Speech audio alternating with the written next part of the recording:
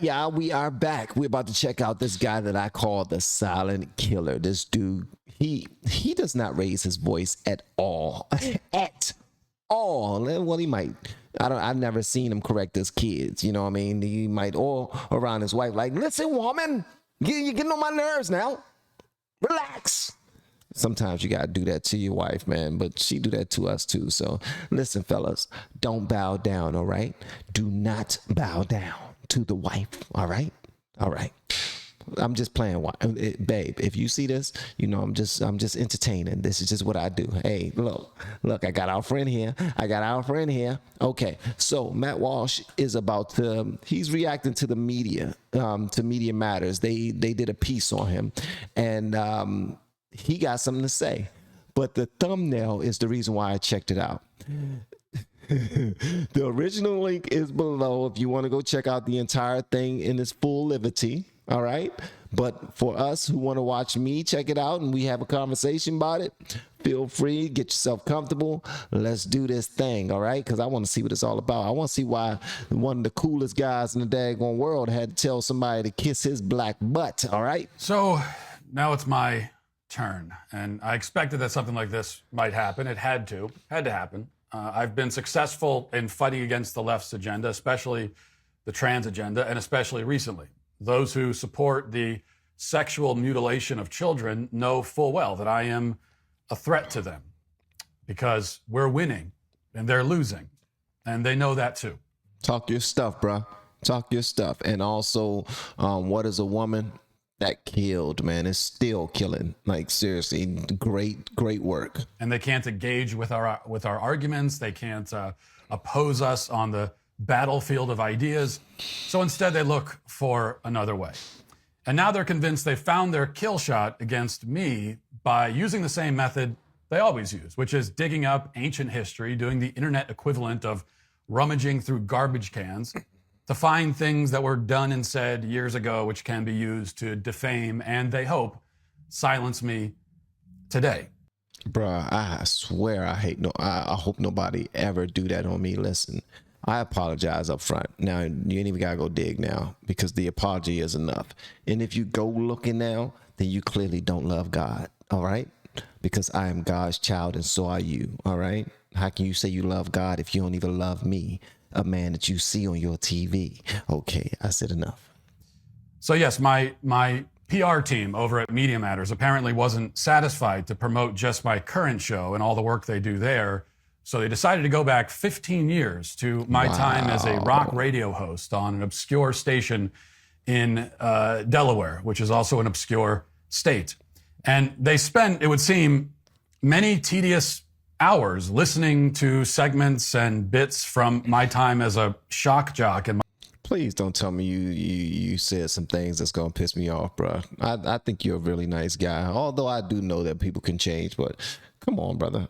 Please, brother. My early 20s, it could not have been easy to sit through. I commend their persistence, at least. And now they've compiled their findings into an expose that promises to reveal my, quote, sordid past. Honestly, I never thought of myself as having a sordid past. I figured my life was far too boring and sort of banal and normal for that. But it turns out that I'm a more interesting person than I had previously thought. So as for the vultures at Media Matters and the leftists who've picked up this hit piece and run with it, they are not very interesting. They are doing what they always do. They're as pathetic and desperate as I've always known them to be. The left, they're not interested in investigating children's hospitals that literally castrate and butcher children. In fact, such investigations, I've been told, are an act of terrorism. But they will take the time to scour the internet for evidence that I made offensive remarks when I was 23 years old. That's the only way they can fight, bro. That's the only way they can fight. But if you go back and look in their past, when they was 20-something years old and they was in college doing whatever they wanted to do, doing something strange for a piece of change, they're going to say, nah, flag on the play. You're fighting below the belt, brother. That, in their minds, is far more relevant to the public. It's a matter of greater national urgency, they think. So, with that in mind, let's talk now, if this is what they want to talk about, for a few moments about the deep, dark secrets of my past, the skeletons that have been hiding in my closet, waiting to be discovered by intrepid reporters at Media Matters. I will tell you the whole ghastly story, even the parts that Media Matters didn't include. I'll tell you the whole story. So when I was 20 years old, I moved into a one-bedroom apartment in a small town in Delaware and started working at a rock station with a staggering audience that easily reached into the hundreds, I think. Those are my humble beginnings, or maybe the dark and sinister origins of the world's most notorious terrorist, depending on who you listen to. Great job, bro. So I worked at the station until I was 25. For a couple of years during that period, I hosted a morning show where we often did flout the rules of political correctness, as was the custom on morning radio at the time. In their hit piece, Media Matters presents evidence that I used racially insensitive humor, that I told inappropriate jokes, that I engaged in lots of offensive activities. All of that, of course, is true. They also accused me of physically... He said all of that. Of course, it's true. Man, you know what? Okay, now I gotta admit some stuff. I got a podcast called Likes, Follows, Retweets podcast on anchorfm.com. And I've said some things on that podcast that may very well get me canceled one day. Hopefully you guys can prevent it from happening, because we all have a shady past. We don't all, but some of us are just, we say whatever's on our mind. It is what it is. That's why we're here right now talking to Matt Walsh. All right, I'm going to wait a little bit to talk, but yeah. So if y'all ever find them podcasts, listen, charge to my mind, not my heart, because I was a different man then. Different man. Abusing our radio interns by tasing one of them as a joke. That's also true. And I submit, still funny. In fairness, I got tased too. In fact, I invented a game back in those days called Taser Trivia, where, as the name suggests, you are asked trivia questions, and if you get it wrong, it's that video, but they should have, because it's quite shocking, literally and figuratively. So I'll post it for you now. Here it is. The category will be science and nature. Okay. And the three question. What astrological chart takes its name from a Greek word meaning circle of little animals? Oh, no. No. Hold on. All right. Astrological chart that takes its name from what? Circle. Let me read this again. Oh, this sucks, guys. Circle of little animals. Circle of little animals. Circle of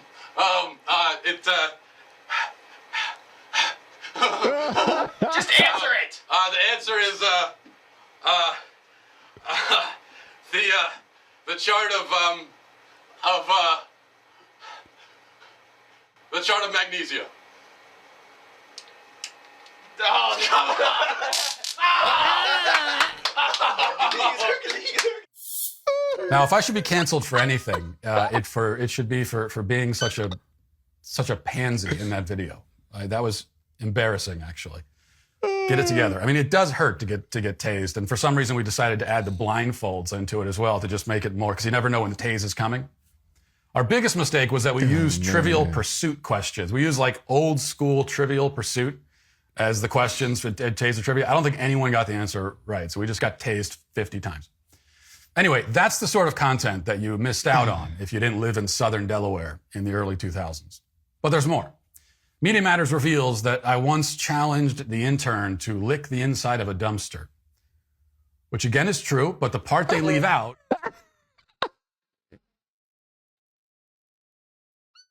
from the stunt. And from what I recall, the answer was many. Also, again, as Media Matters exposes, like any other hacky morning show at the time, we did prank calls, and some of the prank calls were offensive by current standards. Sometimes on a call, I would imitate a black man. On one occasion, I attempted to portray a man with split personalities, one of whom was black and the other white. It was very high concept sort of work. And it worked better on paper than it did in execution, I could tell you. But not all of our prank calls were racially charged. Only most of them were. Pretending to be a wizard who had left his magical sword in his room. It was, I think without question, the nerdiest prank call anyone has ever made, and it deserves to be recognized as such in the Guinness Book of World Records, I submit. But Media Matters didn't include that video in their expose. Maybe they can find room for it in the follow-up that I'm sure is coming. Gosh. Yet it wasn't all fun and games. Media Matters reports that I made politically inflammatory statements, including at a Tea Party rally where I got into an argument with a guy in the audience while I was on the stage, and it ended with me calling him an, quote, old fart. That's the kind of devastating insult I could throw around before I became one myself. But my political extremism wasn't confined to yelling at people at Tea Party rallies. One thing Media Matters doesn't mention, perhaps doesn't know, but now they will, is that I ran for mayor of my town at that time, and I lost by a vote of, if I remember correctly, 450 to 26. The campaign ultimately floundered because I never campaigned, and also I had no platform of any kind, and I mainly just entered the race because I thought it would be funny, and it was. And also, I really wanted to try my hand at making a corny campaign ad where I say absolutely nothing of substance. And that, at the end of the day, do this. Here it is. All right, if we're going to get this belt off, we need to remove the alternator and slip past the water pump. Let me get that half-inch socket. Thanks. All right, why don't you give it a shot here? Oh, hey, how's it going? Friend Crank here got himself stranded again. Car broken down. You know something? Just strikes me. I think Georgetown's a little broken down too, don't you? But don't worry. Sometimes you just need a friend to come by and help you out of a jam. And that's all I'm going to do as mayor of Georgetown. But to fix a car, just like to fix a broken city, you need a few things. First of all, the right tools. A wrench? Well, works perfect for a car, but not for a city. To fix a city, what you need is some integrity. A little bit of honesty. How about some character? And then there was that LSD we talked about earlier. Loyalty, strength, and devotion.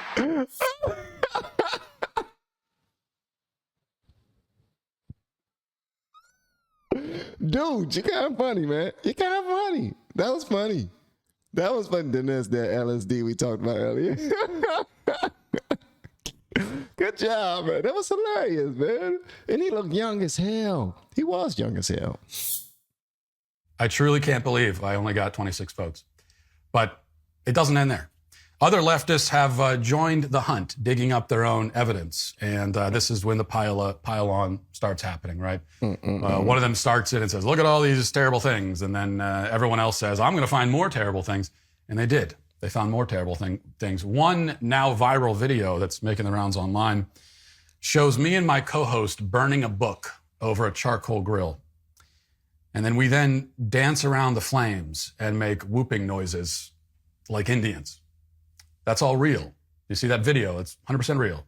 Not on Happy Indigenous Day. This is Indigenous Peoples Day that I'm doing this video. So not to date this video, but that's the day that I'm doing the video on Indigenous People Day. We did that. But the backstory is that we had the... I know y'all call it, listen, Columbus Day, but some people call it Indigenous People Day.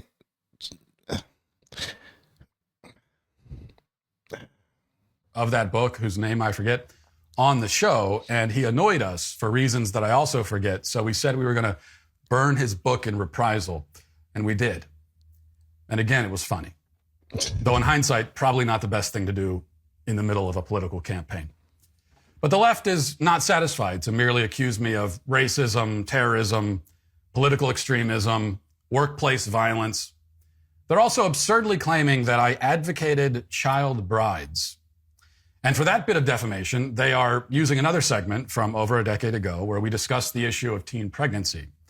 And I pointed out that in the past, teen pregnancy wasn't considered a problem because people got married younger. I was attempting to highlight, in an admittedly awkward and rambling way in my early 20s, riffing off the top of my head during a rock morning show to an audience of almost no one at the time, the fact that unwed pregnancy is a core problem that plagues our society, and it's still a problem even when the unwed pregnant person is an adult. Right. So no matter the age, I argued at the time, pregnancies become a crisis when they happen outside of marriage without a stable family structure in place to care for the child. This was, again, not an issue in earlier times because people got married young and stayed married. It's not the way our society is today, though, of course. At its core, it's a rather uncontroversial historical observation, but the left has latched on to this point from years ago and tried to use it to flip the groomer label around on me, accusing me of, quote, promoting teen pregnancy and even child rape, as some of the libelous statements would have it. This is a defamatory lie. They know it's a lie, and it shows how desperate they are. They've chosen the most toxic smears available because smears are all they have. Now, in summary, my enemies have thrown every last thing they can at me, the whole kitchen sink. And here's the thing, and I'm going to get back to it. Whenever you're fighting, and I'm talking about Media Matters right now, you're fighting, you're trying to win. And you feel like since it's a fight, we can be as dirty as possible. Well, that doesn't play well when you start bringing in children and defamation of someone's character with regard to potential rape and that type of language. That's irresponsible. It's extremely irresponsible. And it's unfortunate that you will go to great lengths to bring someone down who is doing nothing to take food off your table. He's not threatening anyone in your family or any of that. But you're digging in that same trash can that he made his intern lick the inside of. You are living in that trash can, actually. That's horrible, man. I get it. Media matters. This is the type of stuff that we do. We deep dive and we try to take people up out of here. And it probably worked for many of people before. But at the end of the day, man, that's dirty. That is dirty, man. For real. And a few of the appliances to go along with it. I'm not the first person to get this treatment, obviously. I certainly won't be the last. Their objective is nothing less than the wholesale destruction of my life and my career. That's what they're going for. That's the price they expect me to pay for opposing them effectively. They hope to force me to submit and apologize, at which point, of course, as it goes, they'll shoo me away with my tail between my legs, out of public view, out of the arena, off into obscurity. This is my punishment, the life sentence they expect me to serve for trying to stop them from abusing and butchering children. Wow. And it's not just me they're after. They want to send a message to everybody else. They want to send a message to you that if you stand up against them, this is what happens. They want to make me into another head on a spike, one of many. They put out on the edge of town a warning to anyone else who might think about disobeying their rules. You know what? And this right here is and I know a lot of people probably not even here at the end of this video. It's like 18 minutes. But if you are, the unfortunate thing is we've swayed so much so far away from God and his word and his teachings that we feel like we can bully people and coerce people into moving the way we move, thinking the way we think, voting the way we vote, even if it's completely against the word of God and the will of God. And that's horrible. So with that said, if what you stand for is not of the will of God, I guess what I just now said about expecting you to not go as low as you went to go after Matt Walsh, I guess it's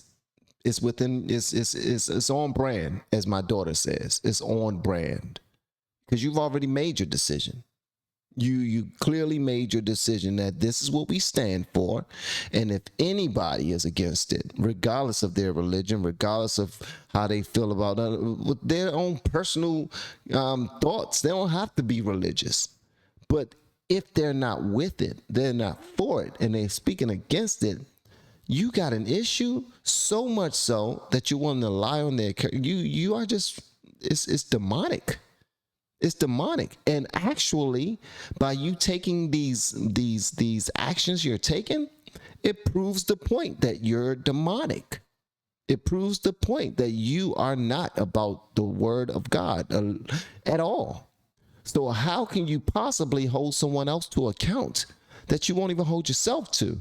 That's the problem right there. We always pointing fingers at somebody else, expecting for them to be above the grade, but we are not. You think you are because you got so much of the world agreeing with you right now. Like all of the major news sources agree with you right now.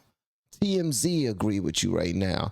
Everybody agree. All of Hollywood agrees with you right now. So you feel entitled at this point. You feel like, oh, if the best of the best, the richest of the rich believe it and they are rolling with these punches, then you should too. Who are you to be against this? Nah, we about to find some dirt on you to show that you are just as low as us. Guess what? You did not prove that. You didn't prove that. Because guess what? He don't live by the same morals or lack thereof that you live by. It's unfortunate that a whole team at Media Matters had to go through such great lengths to try to take this gentleman out simply because he don't agree with you. It's not in the will of God. Why should he? And if you can show him that it is in the will of God, maybe he will consider what you're saying. But unfortunately, you're not taking that route. You're taking the route of, well, if you're so much better than us, then we want to show you that you're not, that you're beneath us, that you're just as bad as us. Failed. Y'all let me know whatever y'all want me to know in the comments below. And if you have yet to hit that subscribe button, please make sure you do so on your way out the door. Once again, guys, I'm Van, and now we are all the LFR family. And I look forward to seeing you on the next video, hopefully inside the Patreon as well. Y'all have been amazing per usual. Love you. Bye. Bye.